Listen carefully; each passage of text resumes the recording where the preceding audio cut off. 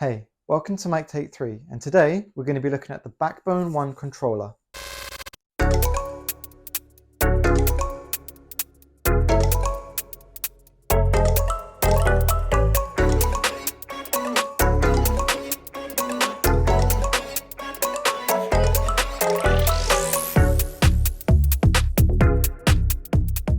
So before I get started in talking about the Backbone One controller, my first mobile controller was the Razer Kishi.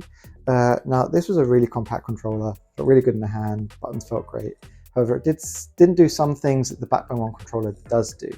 So the Backbone One controller, this is the second generation by the way, has some really cool features. Now just talking about it from a hardware perspective, it feels really good in the hands, really compact. I haven't got the biggest hands, but this feels perfect. The buttons are really clicky, as you can hear, and yeah, it just feels fantastic. Starting with the left-hand side, just talking about the hardware on this, it's got your joystick, you've got your D-pad, and you've got these two buttons here. So this square button, when you press it, can record footage, and when you hold it down, it can take pictures or screenshots. This all gets saved to your camera roll on your phone. And then the three dots here, this is to mute. You can also plug in a 3.5mm headphone jack in here with or without a mic. So if you're into games like Fortnite or Call of Duty Mobile and you want to talk to your squad, you can do that.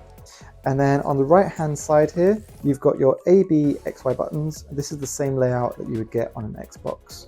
And then you've got your joystick. The button here with the three stripes is to get to your menu or pause games. And then the orange button is your Backbone button.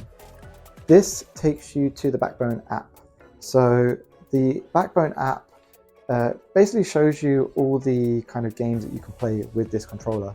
Anything from Xbox Live, PS Remote, Google Play, Apple App Store, and the Apple Arcade, a lot of them. This will show you all the games that you can play, download. You have to buy a subscription separately if you want to get an Xbox Pass or Apple Arcade or whatever. But Backbone offers 1 year free subscription, and then after that year you have to pay for the subscription.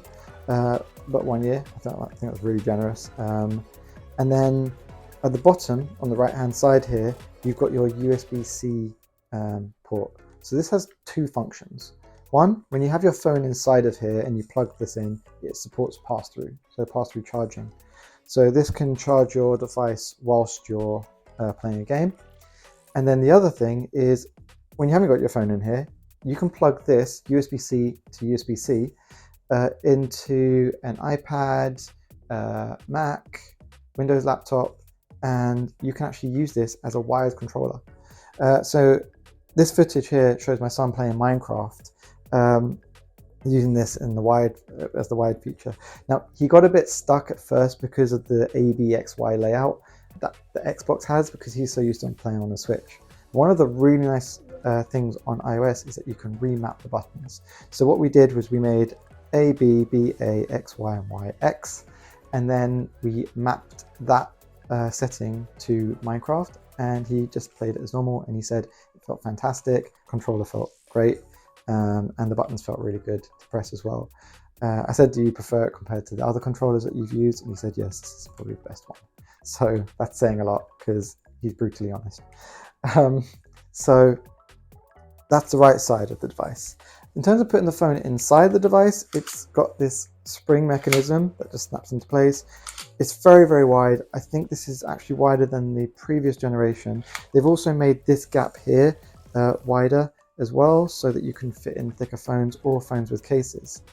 So the two things that I really like about this that I didn't get with the Kishi was, one, being able to plug this into another device and use it wired, and the other thing was being able to put in a phone with a phone case. So there's got these new grips here, and these are now magnetic, so you just kind of just clip them in place and it just clips in place with the magnets.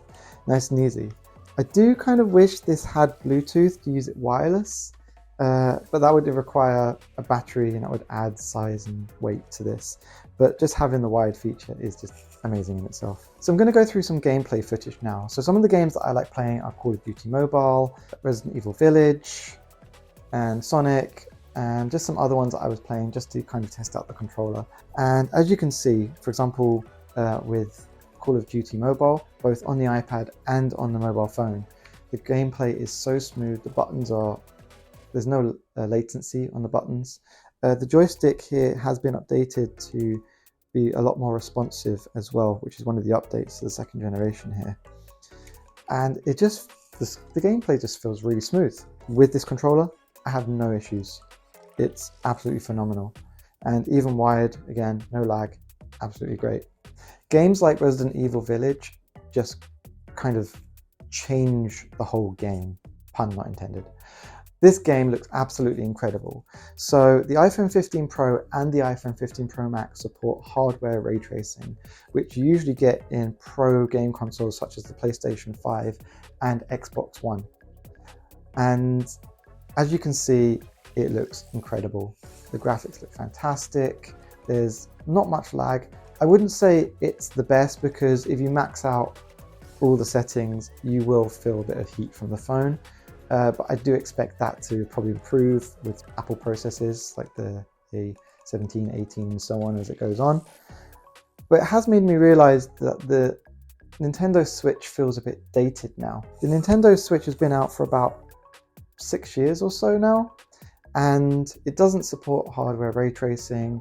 The games play really good because they're optimized for the console. But in terms of the quality of the graphics and the quality of the games that you're playing, especially if you want to play those AAA titles, you do notice that there is a bit of it's being held back by the hardware a little bit. Now, there are rumors that there's going to be a new Switch in March. I hope that is the case because that does push the competition. But yeah, it does really show how far mobile phones have come in terms of their hardware and their software and the processing power that they have to be a dedicated gaming device. Before we finish up the video, if you want to buy the Backbone One, you can get it from the Backbone website, or I got mine from Amazon just because shipping was quicker. At the moment on the Backbone website, it is selling for $16.99. Normally it's £99.99. But yeah, they have an offer at the moment, so grab that whilst you still can. I don't know how long that offer is going to be on for. And yeah, I'll leave the links down below as well. So that's my review of the Backbone One second generation. Thank you for watching. Please like and subscribe and hit the notification bell for the future content I'll be releasing. And thank you for being awesome.